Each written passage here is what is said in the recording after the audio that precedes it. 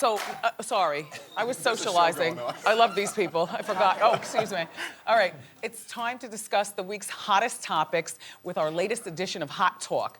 Joining me today, actress, comedian, our old Judy. Her name is Allie Wentworth. Also, from Judge Alex, which will be airing again in the fall. Say hello to Judge Alex Ferrer. And the host of CNN Tonight, give it up for bad boy Don Lemon. Love you, Wendy. All right, let's start. All right, over the last few months, Donald Trump has been feuding with everyone, from Ted Cruz. Has he feuded with your husband? Oh, every day. Okay, George Stephanopoulos, Yes. Megyn Kelly, Jeb Bush, and now he's feuding with the Pope. Yeah. Like, who fights the Pope? So yesterday, during a visit to Mexico, the Pope was talking about Donald Trump's immigration plan and said that Donald Trump is not a Christian. So Donald fired back at the Pope. And this, they're saying, a lot of people, could be the final nail in the coffin for Donald Trump. But I am not sure. Don? As someone who has interviewed Donald Trump 6 times, I say, well, Donald Trump, congratulations, now you're president. And let me tell you why. What?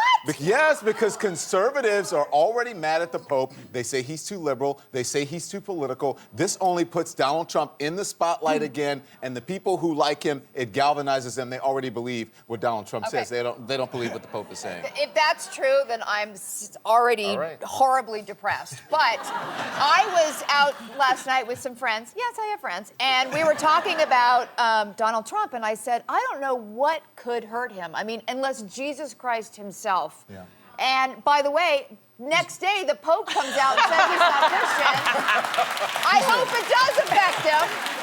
He's working his way up the ladder, but he will get there eventually. Yeah. I will tell you that, in my opinion, I agree with Don. I don't think he could confess to the kidnapping the Lindbergh baby, and his ratings would only go up. Yeah. There's nothing that will knock him down. Think of the things he's done. I mean, he got in that feud with Kelly, Megyn Kelly. Right. He's used John McCain.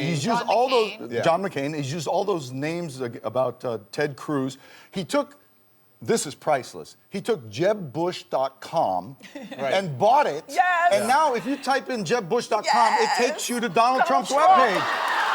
Now, I mean, that's smart. Let me just say, smart. I don't care if you like him. I don't care if you like him or you don't like him. That is brilliantly funny. And the other candidates are saying, I wish this was me that the Pope was criticizing.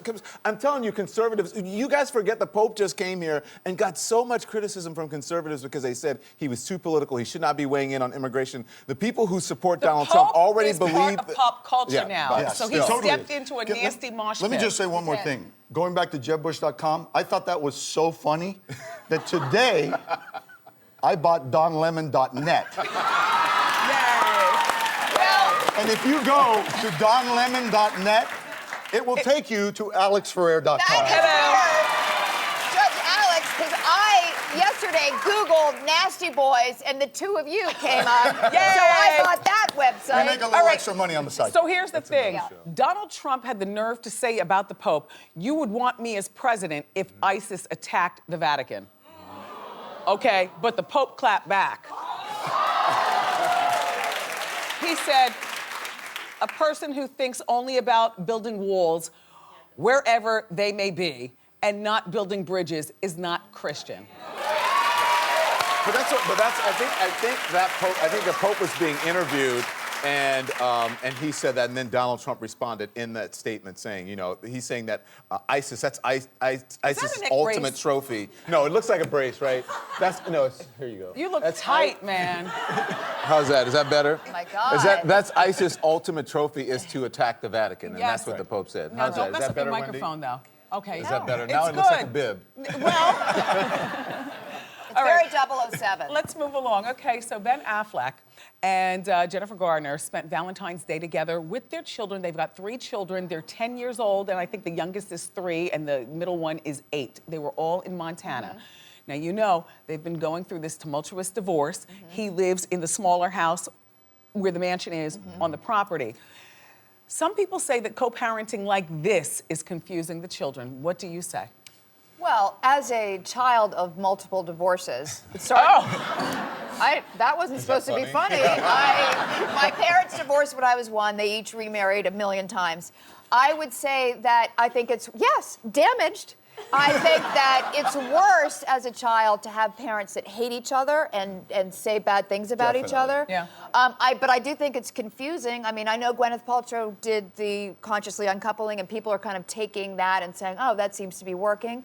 But I do think that then you have children saying, well, you guys get along so well. We've been skiing and eating cheese fondue. And then all of a Why sudden, don't you just be married? No, and then all of a sudden, mom shows up with a new boyfriend. Well, that's when it changes. And Alex? No, I think, look, honestly, having seen this, why do you say it like that? Well, it's not my. I'm I sorry. haven't gone through this. No, because you're a judge. No, so I know. you're at the judging show. As a judge, I saw so many parents whose kids would have been better off raised by wolves than by either of the parents.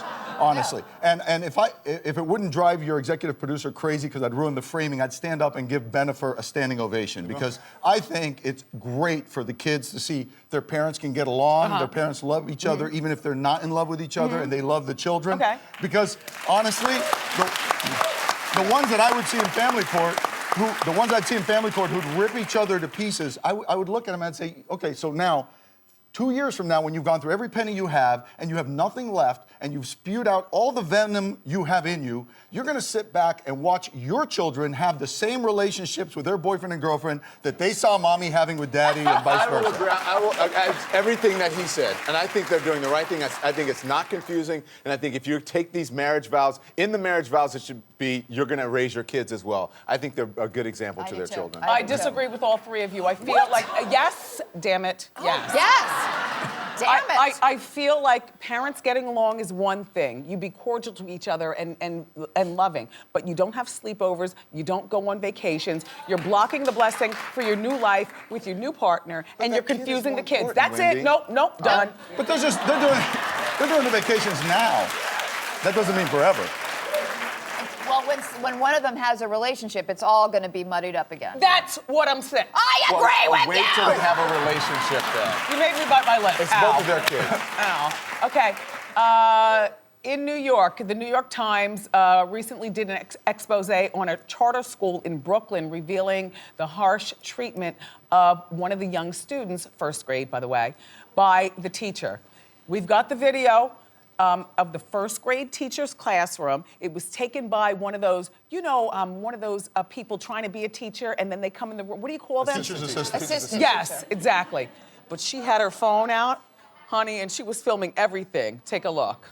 Count it again, making sure you're counting correctly. Go to the calm down chair and sit. There's nothing that infuriates me more than when you don't do what's on your paper. Somebody come up and show me how she should have counted to get her answer. Do not go back to your seat and show me one thing and then don't do it here. You're confusing everybody. Very upset and very disappointed. First of all, somebody's always rolling tape on our lives. Second of all, the teacher was suspended for a week and a half, and now she's back in the classroom. I've got an opinion, but I want to hear from everyone else. Allie? Bye. You're fired.